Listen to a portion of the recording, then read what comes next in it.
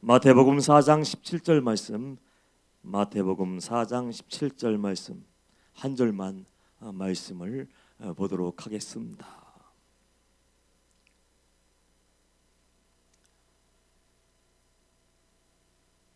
다 함께 시작. 이때부터 예수께서 비로소 전파하여 이르시되 회개하라 천국이 가까이 왔느니라 하시더라. 아멘, 아멘, 아멘. 할렐루야. 이 시간도 주님이 함께 하시고 기름 부으시는 은혜의 시간 되길 주님의 이름으로 축복합니다. 여러분들의 표정을 보니까 설마 하는 표정이에요. 분명히 오늘 맥주 감사절인 줄 알았는데 본 말씀이 회개하라 천국이 가까우니라. 이유가 있습니다. 가끔가다 성도님들이 제게 와서 이런 질문을 해요.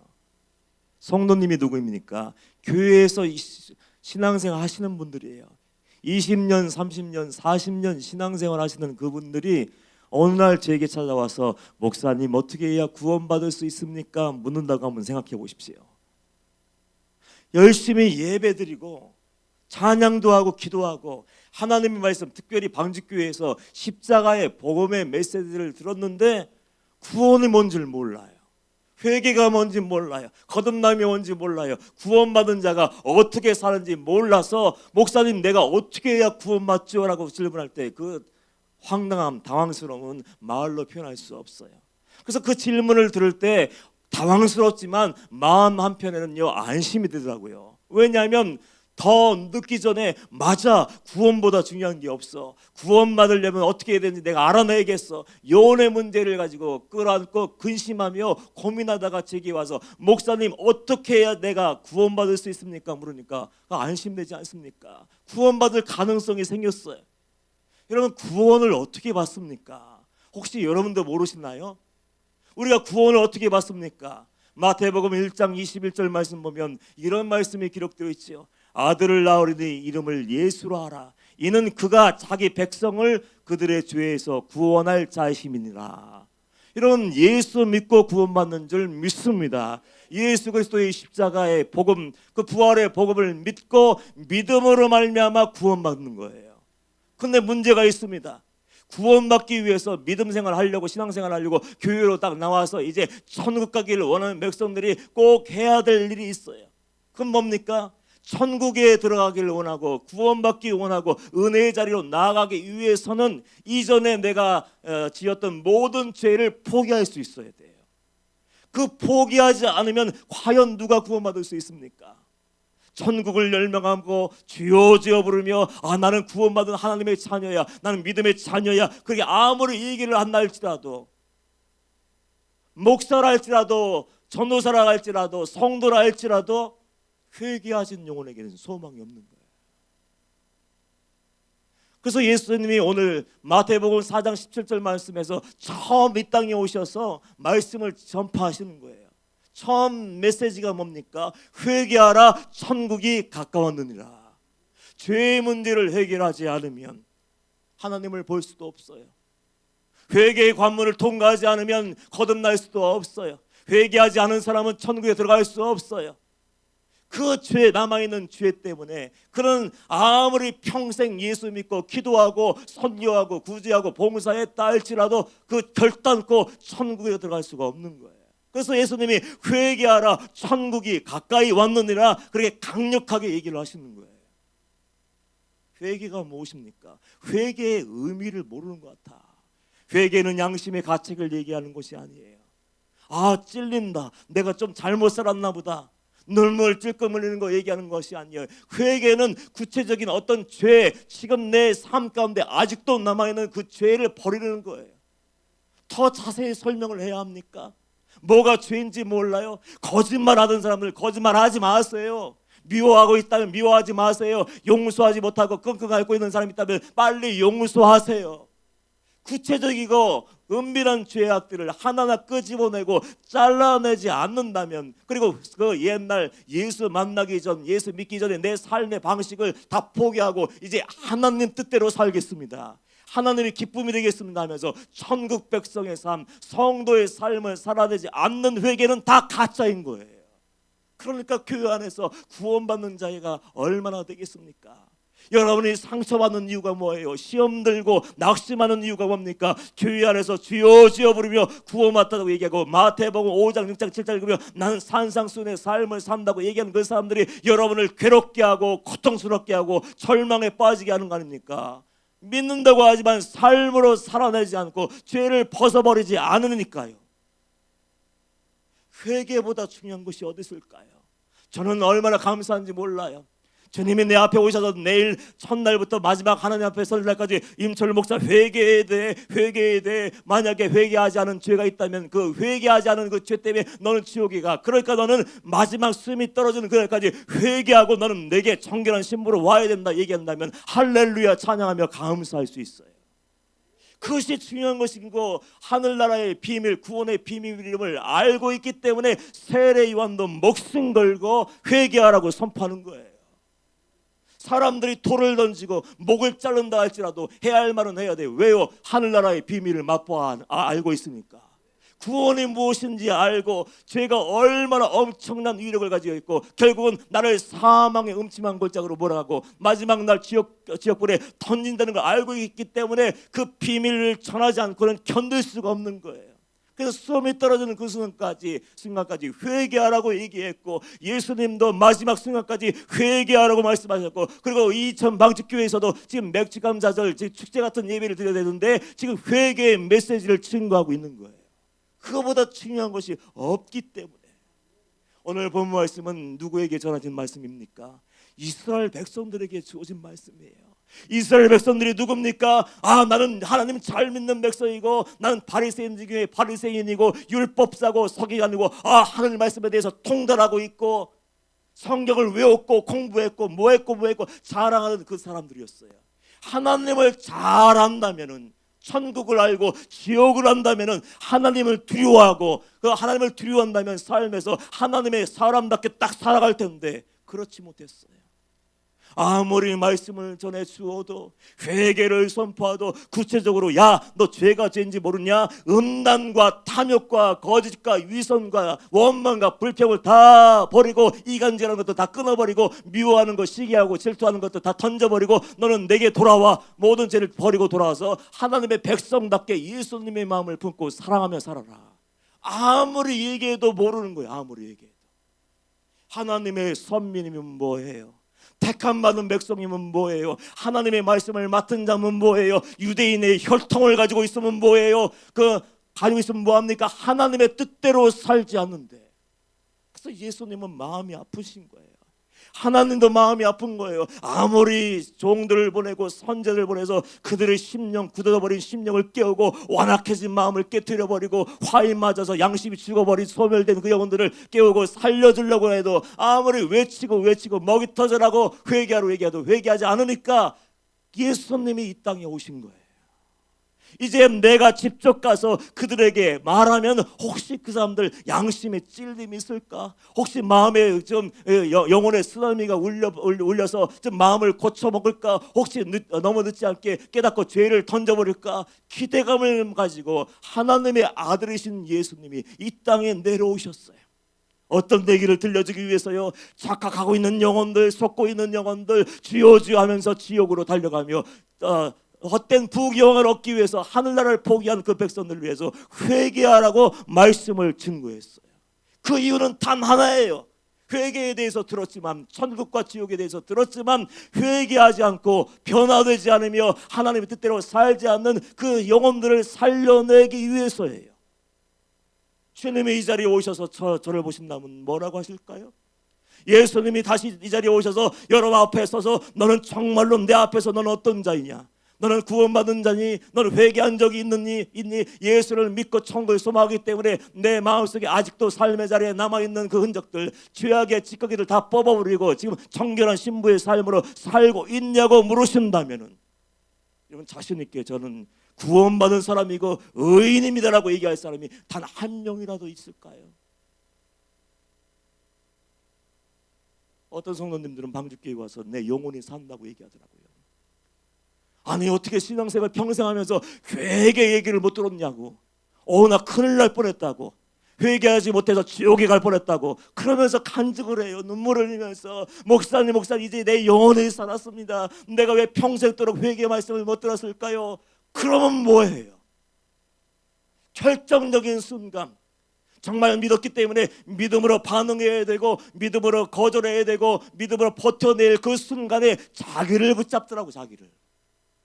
주님은 온데간데 없어요. 내 자존심을 누가 건드리면 막 폭발해버려요. 누가 한 말 쓱 말로 내 상처를 건드리면 뭐 감당하지 못해요. 누가 크냐 작으냐 이 문제 이게 문제가 개입되면 하나님도 없고요, 목사님도 없고 전도사님도 없고 성도도 없더라고요. 그런 영혼들이 만약에 우리 인천 방직교회에 한 분이라도 있다면 제 마음이 괴로울 거예요.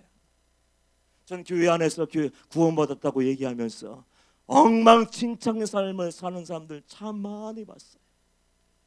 어느 목사님이 언젠가 그런 얘기를 한 적이 있어요. 우리 교회가 지금 한순간에 무너져 버렸다고. 풍지박산이 났다는 거예요.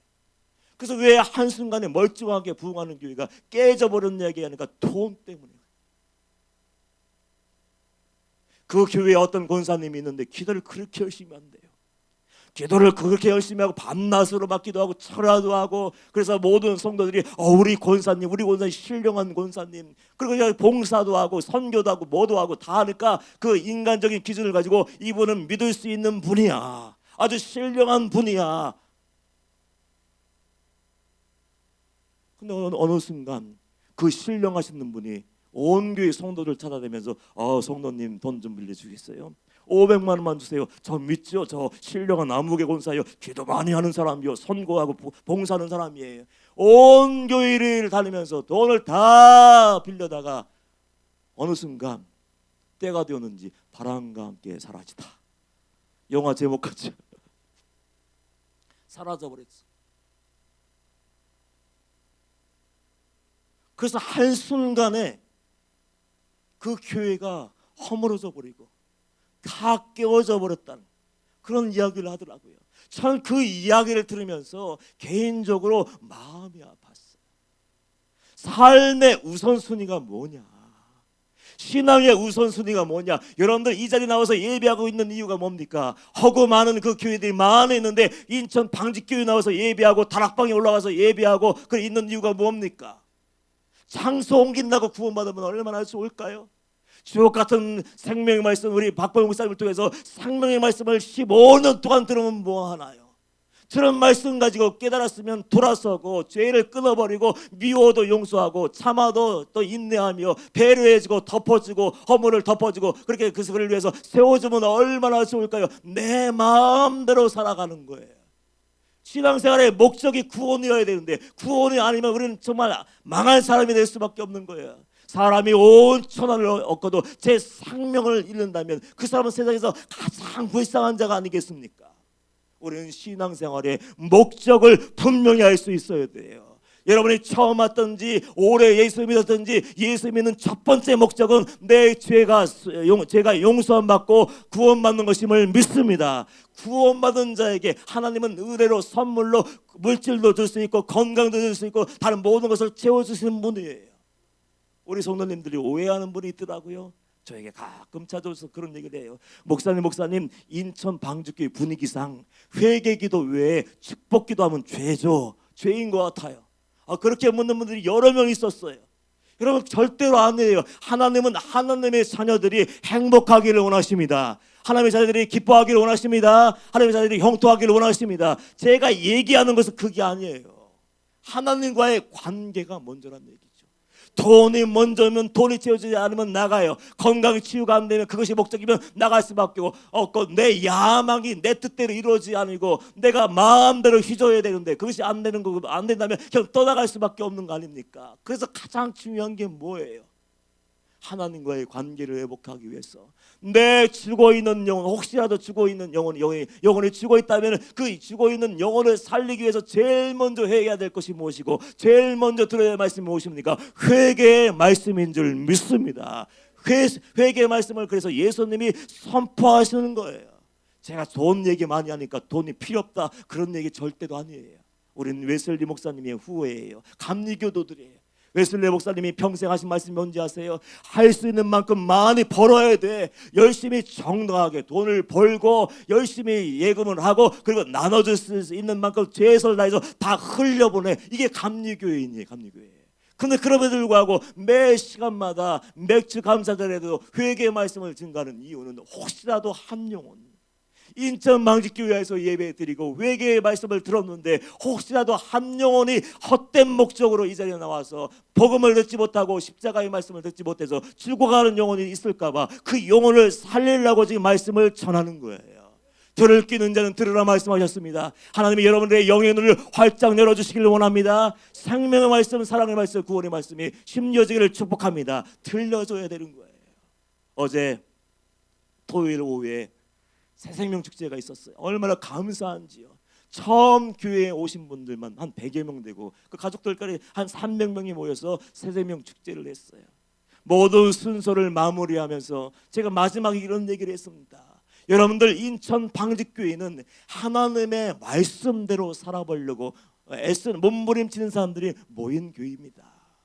그러면서 사랑하며 선교도 하고 구제하고 하나님의 뜻을 이루기 위해서 모인 교회라고 그렇게 자랑하고 이렇게 소개를 해드렸어요. 그런데 만약에 하나님의 말씀대로 살려고 회개하고 거룩한 자의 삶을 살려고 이 자리에 나왔다고 소개했는데 만약에 한 분이라도 아직도 죄 가운데 빠져 있고 그 사람이 그 장애물이 되고 영적인 걸림돌이 되어서 한 영혼을 실족시키고 있다면 그 영혼들 너무 늦기 전에 회개할 수 있어야 돼요. 우리는 얼마나 마음이 완고한지 스스로 몰라요. 내 마음이 죽었는지 살았는지 자기도 몰라요. 하나님의 그 시퍼런 서서히 시퍼런 그 하나님의 말씀, 구원의 말씀을 들어도 반응이 없어요. 여러분 영혼의 떨림이 있습니까? 더 이상 영혼의 떨림이 없어요. 회개의 얘기를 해도 심판의 얘기를 해도 지옥의 얘기를 해도 아무 떨림이 없어요. 그게 정상이라고 생각하십니까? 아니에요.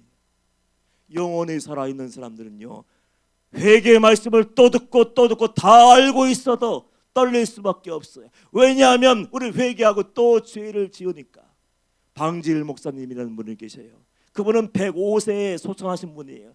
정말 혼자 독신으로 살면서 마지막 숨이 떨어지는 그 순간까지 오직 십자가의 복음을 전하신 그분이에요. 직접 만난 적은 없지만 영상으로 배웠는데 그 나중에는 강대상에 올라갈 수가 없어서 부들부들 떨리면서 올라가는데 부축을 받으러 올라가는 거야. 그런데도 그 몸을 가지고 올라가서 마지막까지 얘기한 게 여러분들은 예수 믿고 구원받아야 돼요 하고 십자가의 복음을 마지막 순간까지 전하더라고요. 그 목사님이 돌아가시 전에 그 후배 목사님들이 목사님께 와서 물었습니다. 목사님 지금까지 하나님과 동행하며 사셨는데 목사님의 필생의 기도 제목이 무엇입니까? 가장 중요한 기도 제목이 무엇입니까? 그렇게 물었을 때 그 목사님이 주저하지 않고 이렇게 얘기했어요. 기도의 제목? 내가 소중하게 여기고 마지막까지 지금 놓지 않는 기도의 제목이 있지. 그 기도의 제목은 하나님 내 심령 속에서 내 마음 속에서 회개의 눈물이 마르지 않게 하여 주옵소서. 우리는 회개하고 또 마음으로 죄를 져요. 눈물 펑펑 흘리고 이제 다르게 살겠다고 얘기해도 또 말로 죄를 짓고 손과 발로 죄를 짓고 입술로 죄를 짓고 날마다 죄를 지어요. 그 날마다 회개하고 또 똑같은 죄에 빠져버리고 회개하고 또 그 자리에 가서 또 죄에 빠져버리는 그 연약한 우리를 살리기 위해서 주님이 이 땅에 오셨고 그 주님이 우리를 용서해 주시기 위해서 회개하라 천국이 가까우니라 말씀하신 줄 믿습니다. 그 말씀은 저주의 말씀이 아니에요. 부담스러운 말씀이 아니에요. 하나님께서 오늘도 다시 자유케 하시고 오늘도 다시금 살려주시겠다고 지금 약속하여 주신 말씀과 동일한 거예요. 인생 아무것도 아니지 않습니까? 제가 항상 제 얘기해서 죄송하지만 또 한 번 얘기할게요. 예수님을 만났어요. 예수님을 모르면요 여러분 순종할 수 없어요. 예수님과의 만남이 없으면 돌아설 수도 없어요. 예수님이 보여주지 않고 하늘나라가 보여주지 않으면 죄도 끊어버릴 수도 없어요. 그렇게 예수 없는 삶을 살고 살다가 어느 날 예수님을 딱 만났어요.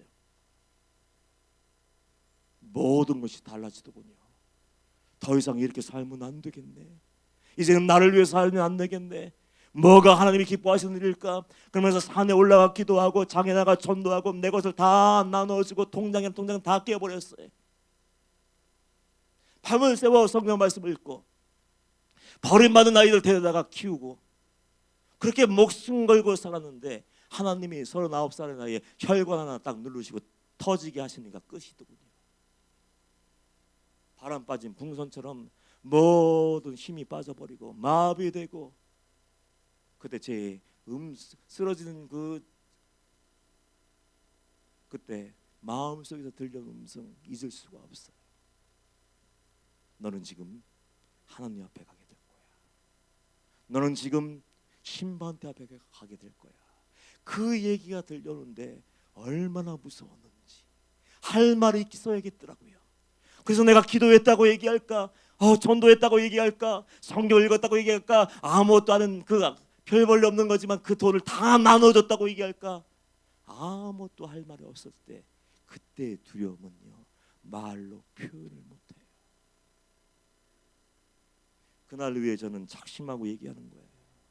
한 얘기 또 하고 또 하지만 속고 있는 영혼들, 자기 신념 붙잡고 사는 영혼들, 하나님 말씀이 결론이 되지 않고 내 생각, 내 경험, 내 의견, 내 주장 붙잡고 그냥 각기 제 길로 내 본능에 충실한 삶을 살며 넓은 길로 폭풍절주하고 있는 영혼들, 지옥의 불구덩이 자유낙하고 있는 그 영혼들을 살려낼 수만 있다면 나는 누가 뭐라고 해도 목사님 너무 하시는 거 아닙니까? 맥주 감사절에 감사 설교가 아니고 또 회개와 심판의 메시지 아니고 그렇게 한다 할지라도 한 영혼을 더 살려낼 수 있다면 다시 또 얘기할 수 있어요.